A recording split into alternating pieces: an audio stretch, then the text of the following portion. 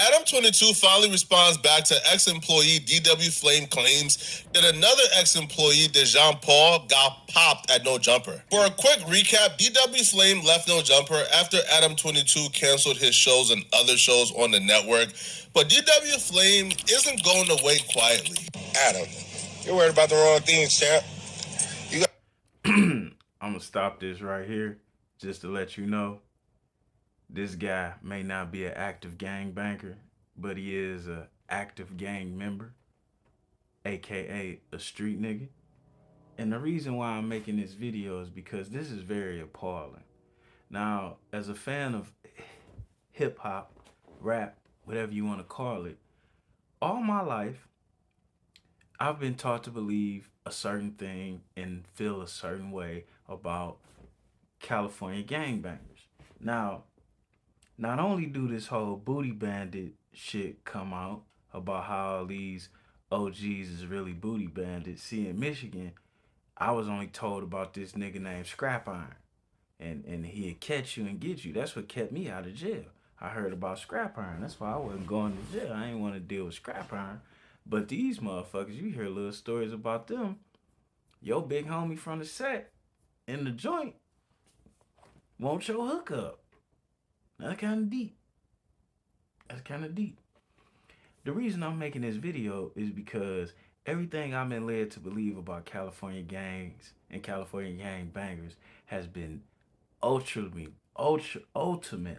disrespected by this white guy, Adam 22. And these niggas is allowing it. And on this same YouTube platform of No Jumper Adam 22, if a black dude makes the same infraction that the white dude do, oh, they gotta crash out on the black man, but the white dude get a pass. It's kind of like WWE gangbanging or gangbanging WWE. You know what? Let's check it out. That's what we gonna do. Let's finish listening. worried about paying DeJean about letting him get shot at No Jumper by a fake security guard. Rick Baby would jokingly regard this as snitching in a tongue-in-cheek way, but he really wasn't. It is. That's called dry snitching. Now, there's different levels to this street nigga shit. I'm a hustler. That mean I just keep my mouth closed and I let the people around me do things. Nah, a gangbanger supposed to categorically deny, like mouth zipped. Like he can't even say, I don't know, because he's a fucking gangbanger. That's their rules. Why he not following them? I don't know. I was led to believe people got DP. They beat the shit out of Crip Mac in Baby Snap's alleyway. But shall we continue? Serious. I'm like, man, but people took it like, oh, Sharp been told. Like, well, I'm like, nigga, told on what? Speaking of snitching. No, dog. Go home. We're not even doing that today. Hell no. I'm just saying. What you got to say? No, all right, we ain't got to say that. I'm just saying. Like, can you talk about a shoot that ain't been adjudicated? I don't want to talk about me personally. Alleged that nobody even knows what the happened.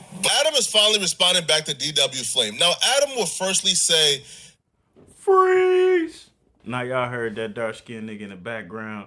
That is Brick Baby, a.k.a. the leader of the kill squad that don't kill nobody. You know what I'm saying? I'm trying to be serious, but this shit is so despicable, it's hard for me to keep a straight face. Now, this guy, Brick Baby, he's supposed to be friends with the first guy we saw, but they from different gangs.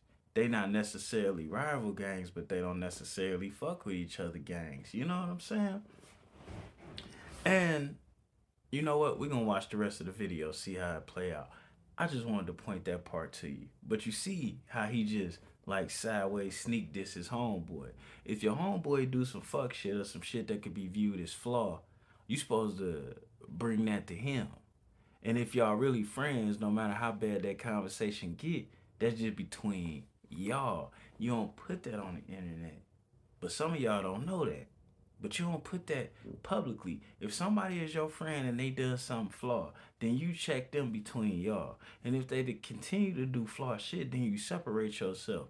But you don't expose your friend.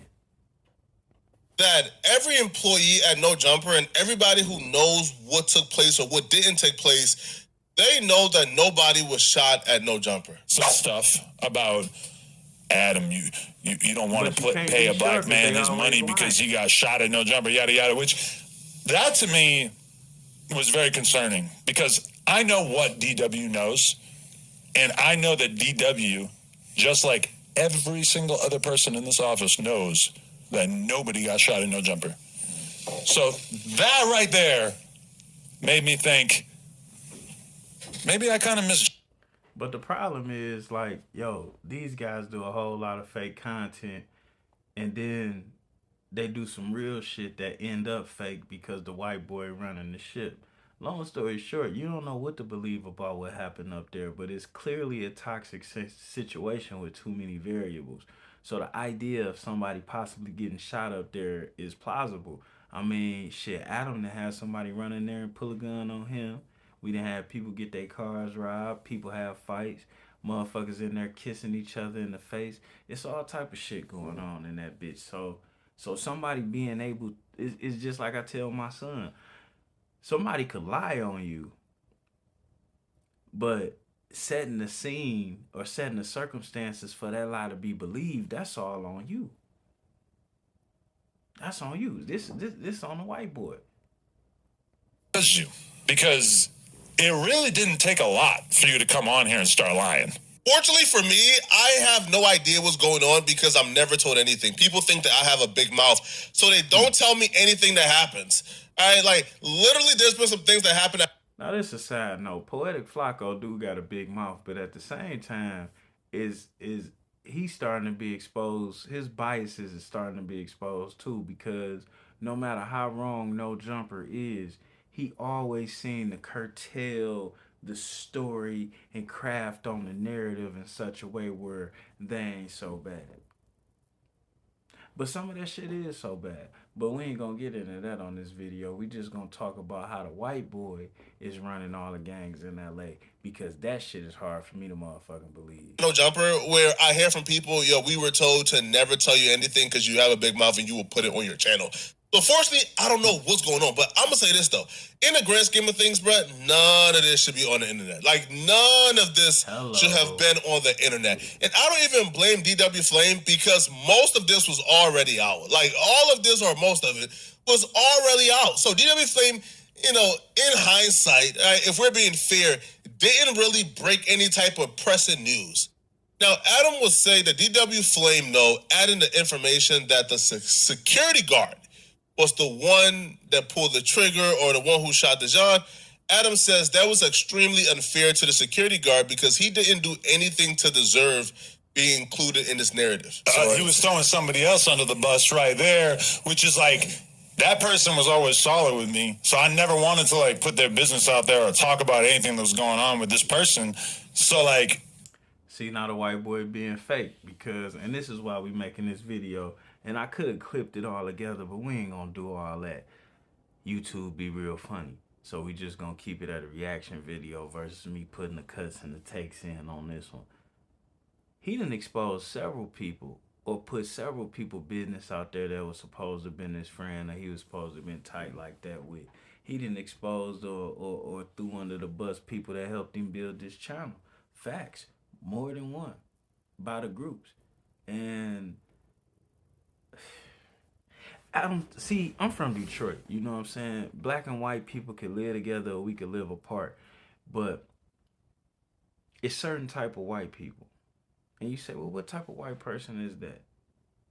And it is, they don't use their whiteness or their privilege or that veil up until something they don't want happens.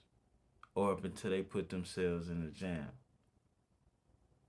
They won't use their white privilege to get you out of jam. They won't use their white privilege to produce anything but against you. And then there's other type of white people who white all the time.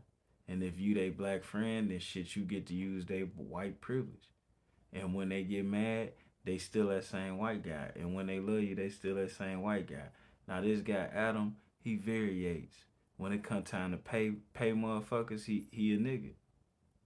When it come time to kick it with motherfuckers, he a nigga. But when the camera come on and it's time to go viral, he gonna pull that white boy shit out there and look at a straight gangster and ask him about some gay shit or some transmission shit. You know, cause Adam is a mechanic. Make no mistake about it. If he ain't got his mechanic license, he damn sure been obviously studying for that motherfucker. Make no mistake about it. The idea of like exposing the circumstances, it's like that's not cool, because then that person's gonna have a harder time in life, and he didn't do nothing to involve himself in. Well, besides the obvious, he didn't do anything to involve himself in the situation. He doesn't deserve to be called out like that. I thought that was kind of lame to like throw his business out there. After they got done addressing Jean Paul and the mystery behind whether or not he was shot or not, they got down to the real business: the money, the paper, the bag.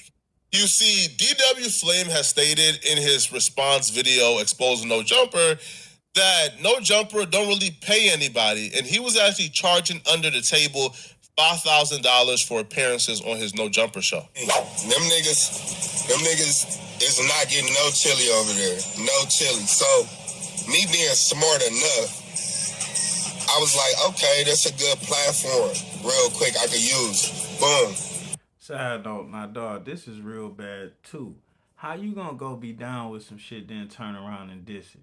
And then you, and mind you, your homeboy work up there, so you gonna diss him too. And you say they ain't getting no chili, but it's a good platform, and you about to work it. Well, then how you know they ain't working it like that? And then I have a problem with all these new age motherfuckers, you know what I'm saying? They want to suck the breast until they get all the milk out that motherfucker that they need to build themselves up big and strong. Then they want to go back and tell a titty how the bitch is connected to ain't shit. Fuck you. You're a user at that point. You pretty much less than a man. And all of this shit is crazy. All of you motherfuckers sat up there and allowed yourselves, your sexuality, your masculinity, and your gangs be disrespected. And now you want to come to the internet, back to the rest of us who have been believing the old lies y'all put out here after y'all done allowed the white boy to show us the truth, which is even more offensive because y'all pressed the line on niggas. Y'all pressed the fucking line on niggas, but y'all suck his socks though. I'm sorry. Like this nigga, him and the other dope fiend looking motherfucker, now they about to bang out. But did anybody bang out on a white boy? They ain't no different than Whack 100 snatching up Flacco, which is the chubby stuttering motherfucker in the rest of this video. He snatched him up for some shit that the white boy did to him 3 days prior. The same shit. These motherfuckers faking in $3 bills. You know what I'm saying? I don't necessarily mean no respect, because I guess if you believe it, then that make it true. But this ain't the shit we need to do. I mean, that's just my opinion. Talk to Adam, he like, I really don't pay niggas here. I give niggas like a couple $100 a show, whatever. I'm like, all right, cool, I know. What? Nah, as a YouTuber, I understand what he paying him. But then I don't understand because these motherfuckers be running into real beef based on the shit y'all put on that show. And you telling me they risking their life for a couple $100 a interview? And most of these niggas is over 30. That mean that make them grown ass men. Some of these niggas is over 40. But we gonna leave that alone too. What I'ma do, being me, I'm 3 steps ahead. I'm like, I'm gonna get my own show, which I did. And then I ran up bands with my show. You feel me? I charge at least nigga $2,500 to $5,000 a show for my guests who come on and shit like that, nigga. Big Baby will respond back to DW Flame admitting that he was finessing and charging people under the table for No Jumper interviews. Big Baby will say this was not cool because he was blowing up the spot, man. He was, he was blowing up the spot for people at No Jumper who were also charging, if there were any people there charging. Now, here's the thing, right? Like, not too many people do interviews at No Jumper or have shows. I believe it's myself, Brick, Sharp, Remo, and Adam, right? And I don't charge people. I mean, why would I, right? Like, and nobody else charge people. So, because that's the hope. And at the end, I said, like, nigga, don't let your emotions have you saying too much. Like, you know what I'm saying? Mm-hmm. Meaning, like, even from the paid interviews and shit like that. How the fuck you know who in the building doing all that shit? Like, we not like I said in that interview, like we not the ones. But what if it's other niggas that was finessing? And then, nigga, you get what I'm trying to tell you? Like, that put a microscope on them now that you gone. Whatever the case is, you know what I'm saying? Mm-hmm. I can't tell you how many times this nigga done got on this same platform and dry snitched on himself, his gang, and everybody else. I'm gonna cut this right here because typically, man, some of this shit just be too much ignorance for me to digest. I already got a 13-year-old son. That's like a daily dose of enough ignorance for a lifetime, to be honest with you. So like watching grown ass men be ignorant to this degree for a couple $100, like that shit kind of bothered me. You know what I'm saying? Also watching black men who done killed other black men suck the socks of a white man for no reason at all. That shit is rather appalling to me. You know, I'm not dissing California gangbang culture or none of that, but it seemed like these representatives on this show here been disrespecting it a lot, and y'all been letting that slide. And if I, as an outsider, showed I as a black man, if I as a black man did what they doing, California gangs would be trying to press me from 3,000 miles away. But y'all got this white boy sitting right there around all y'all. I ain't gonna say he worse than Vlad, but and I ain't gonna say Vlad is that bad. Niggas want to sit on the couch and tell their life story. That's it.